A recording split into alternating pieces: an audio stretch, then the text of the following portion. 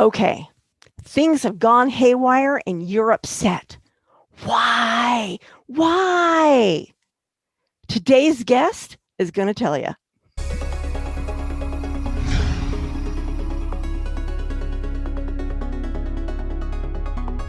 The author's switch.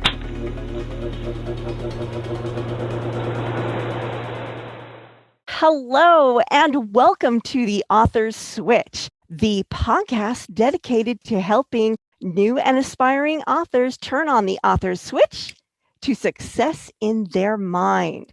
My name is Carma Spence, author of the award-winning and best-selling book, Public Speaking Superpowers, and the best-selling book, Home Sweet Homepage. And today, my guest is Ben Winter. He is an author, speaker, actor, improvist, entrepreneur, traveler, father, and so much more. But aren't we all? He loves to explore, yes, physical places around the world, but he loves to explore the mind. And today, he's going to be talking about his book and his author journey. And the book is called What to Expect When Having Expectations. Well, welcome to the Author's Switch, Ben. Thanks for having me. You've got this very interesting book about expectations. So to set expectations, why don't you tell us a little bit about your journey to becoming an author and how you came to write a book about expectations? Yeah, so back in 2015, I had this epiphany of teaching improv in like a business setting for like team building purposes. And I sat down and I said, well, people like authors. They like to hire people who are also an author. And so I sat down and I started creating this book based off more or less what I was teaching in improv. And it flowed out of me just so easily. It's like, I think I wrote the thing in a week and then took like a month to, edit and fine tune it. But it just happened so quick and easy. And then I started teaching improv. And during one of the rules of improv that I go over, I kept saying the only reason anybody gets upset is because an expectation hasn't been met.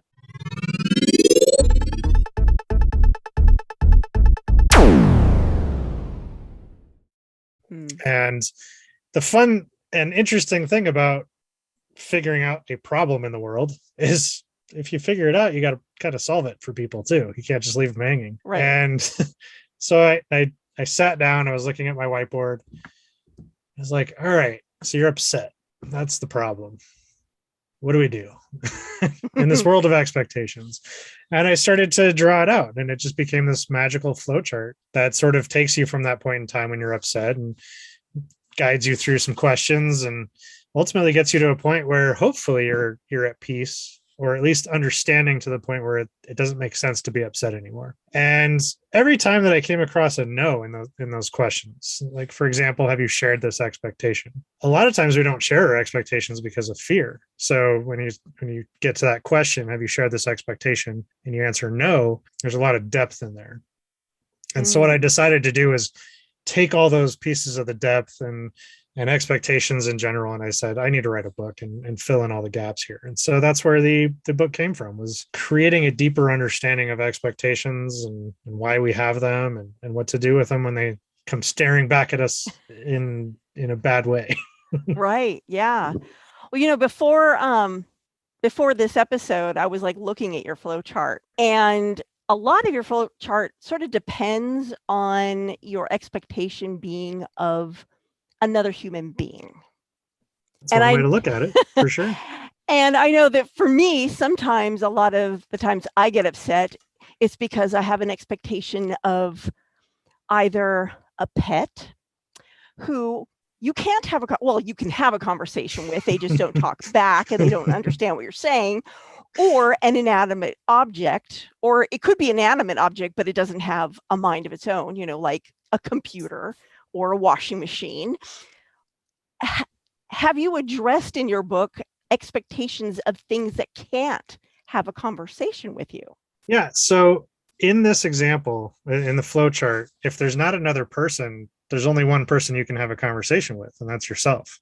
So most of the time when we have expectations that go unmet that we didn't know about and they don't involve another person, it's our own internal struggle, our own internal expectations of ourselves. And, inanimate objects are a thing. Like I always talk about, we expect our electricity to be working in the morning. We expect our alarm clock to go off in the morning. We expect our coffee maker to work in the morning. We expect that we know how to use a fork and spoon and knife when we eat. Like these are things we expect, but we never think about them until it becomes something weird. Like you're eating and all of a sudden you stab yourself in the lip with a fork. You're like, I thought I knew how to eat with a fork, but clearly I just stabbed myself and I'm bleeding and I'm angry, right? Right. It's no different because we had the expectation that it was just supposed to go smoothly. And oftentimes those are expectations of the world that we live in, and therefore we have a conversation with ourselves. So if you get up in the morning and the alarm clock didn't go off, the question is, did the power go out and reset it? Was it my phone and I forgot to set it? And sometimes it can be that simple. The power went out. We're not used to the power going out. So when the power goes out, I mean, there's really nothing to get upset about. And sometimes you just have to go to a different spot in that chart. Like, is this expectation reasonable? Right. And I'd say having an expectation of our electricity being available at all times is pretty reasonable, but to expect it 100% of the time, clearly you haven't been paying attention to the world we live in, because a squirrel jumps on a transformer, explodes, and now you don't have electricity for a while. Stupid squirrels. I mean, you can't talk to the squirrel. So all you can do is really kind of just doesn't talk back. At least you died in the process, whatever it is. But we can calm ourselves down in those situations. Right. We've all experienced a computer not working. Most of the time, turning it off and back on solves the problem. Sometimes it doesn't.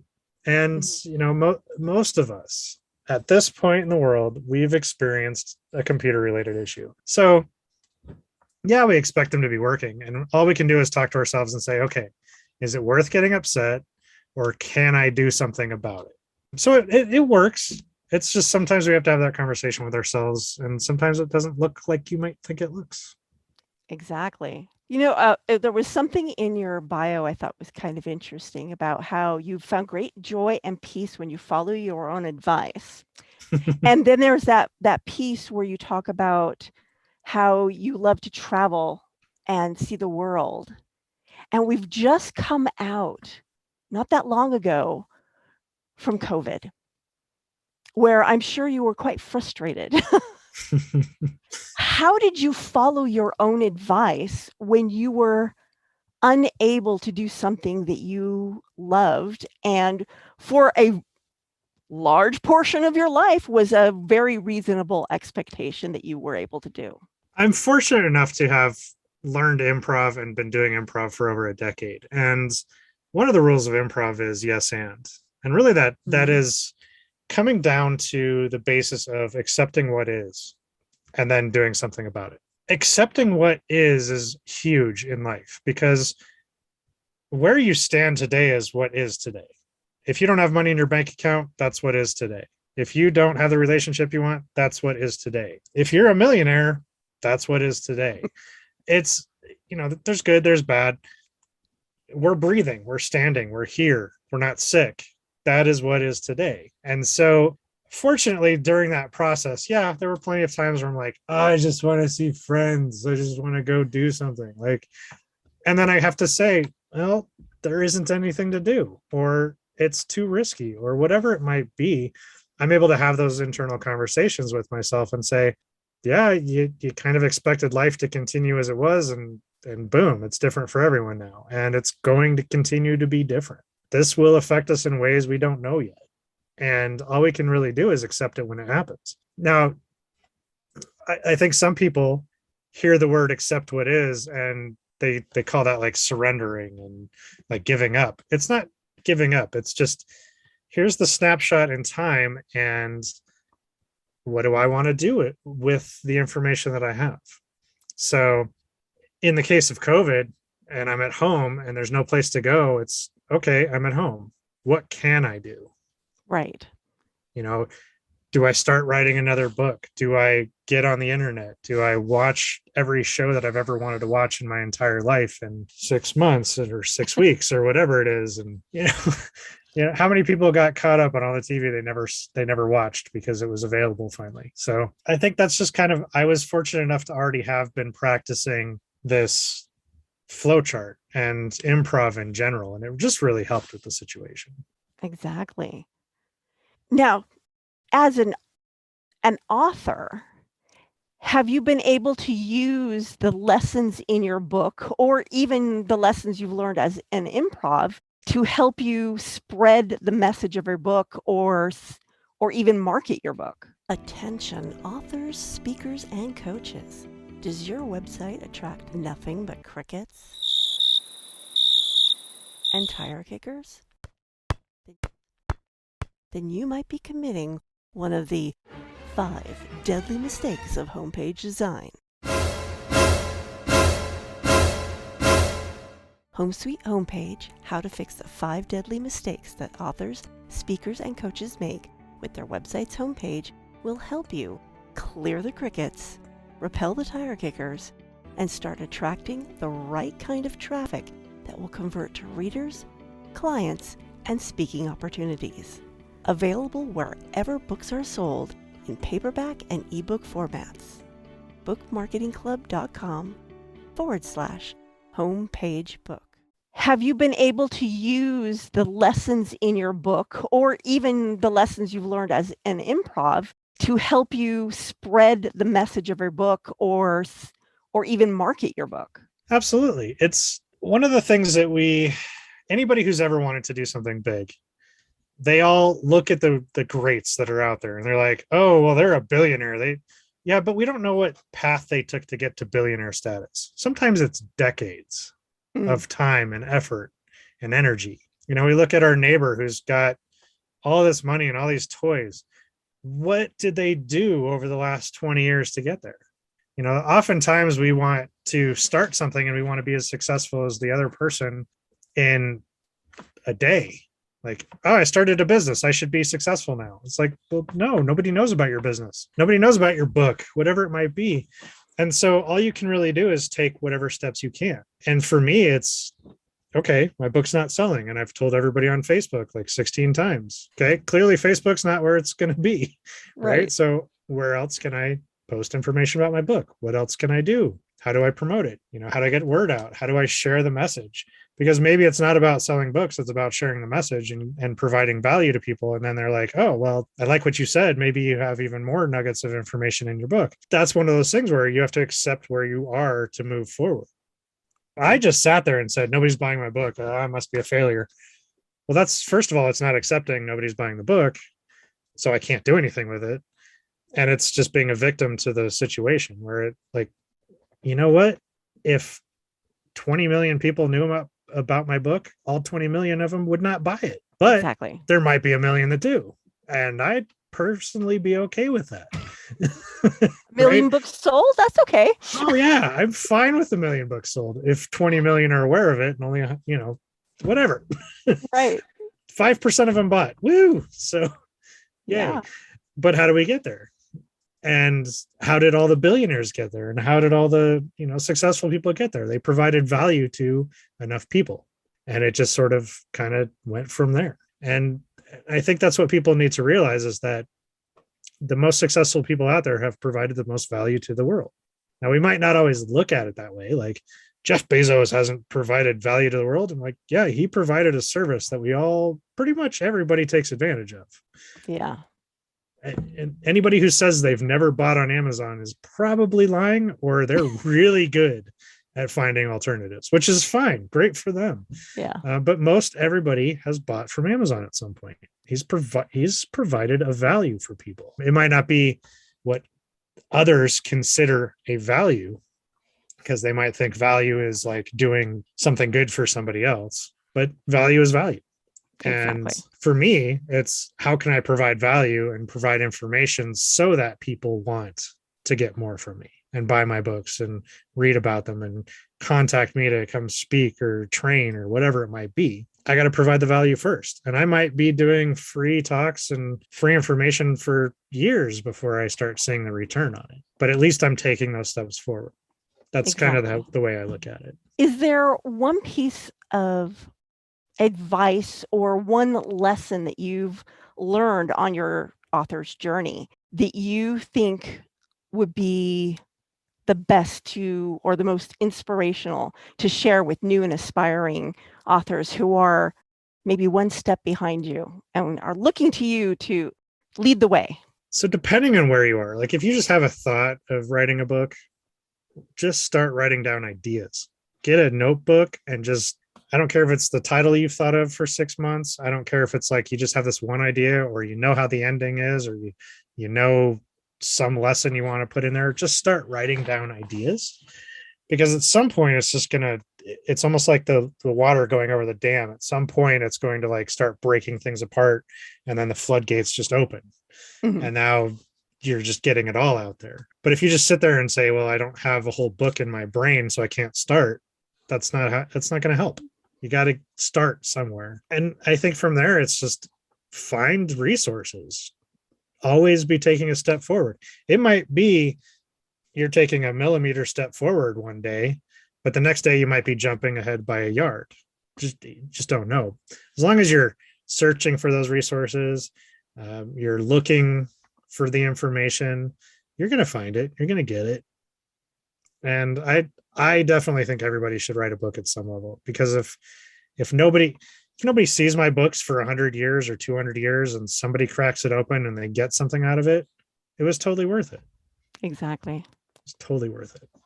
Exactly. And then there's always those books you write and squirrel away in a box somewhere and you hope nobody ever reads. Those are the training reel books. Sure, why not? I've got some on my computer that haven't seen the light of day in 6 months, but it's like, I started something. Yeah. And that's okay too. It's like sometimes you need to like start and then realize that wasn't the direction that wasn't the right direction, but going as far as you did taught you something about what the right direction was. Yeah, I often, looking back, you can always see like the progression of how things happened to get you to where you are. Because I've done that enough in my life, I'm starting to see them more in present time. And I think the journey that I've been on so far has led me to this point of writing my own sci-fi novel, because I like reading sci-fi. It's my kind of go-to genre. Same here. And yeah, I love reading it. And then finally was like, I could maybe I could write a sci-fi. I don't know. Do I have a story in me for sci-fi? And I just let it sit there with that question in my mind. And I set a note in my phone that says book ideas, sci-fi book ideas or whatever. And every now and then I would get some glimmer of an idea and I would write it down. And I think I have like 6 on there, or 4, I don't know, 4 or 5. And I didn't do anything with them. I still haven't done anything with them. But then I was driving down the road and I see this tree and I'm like, I wonder if wormholes are like trees and they have branches everywhere. And what if you took the wrong turn? Ooh, wrong turn. That's a good name for a book. And so I've been writing The Wrong Turn, which is a sci-fi novel based in space. And yes, there's wormholes involved. So very cool. Would I have started this sci-fi novel had I not written some self-help books and started down that path? Like, it's an interesting thing of maybe I had to take these steps to jump to another level. Exactly. We'll see. We will see. Indeed. So if someone wanted to know a little bit more about you, maybe pick up a copy of your book, where would they go? Best place would be havingexpectations.com. Perfect. Yeah. Is there anything I haven't asked you so far that you are just burning to share? I definitely want people to know, though, in the world today, when everybody says, stop getting upset, don't worry about it, chill out, all that sort of thing, I'm going to be the other voice that says it's okay to get upset as long as you treat it for what it is, which is it's an opportunity for growth. You can take that moment in time of being upset and say, I can learn something right now. I can check in and see what my expectations are. and I can decide if they're serving me or if it's something that I don't want in my life anymore and choose to do something different. So it's the people that get upset and stay there and then blame everybody else that's where it's not okay. But it's impossible not to get upset because we all have expectations, and at some point one of them is going to go unmet. So you may as well know what to do with it. So there you go. Exactly. Well, thank you so much for joining me on the Author Switch. Absolutely. Thanks for having me. Well, this is the end of this episode of the Author Switch. This is your host, Carma Spence, signing off. Ciao. The Author Switch at authorswitch.com.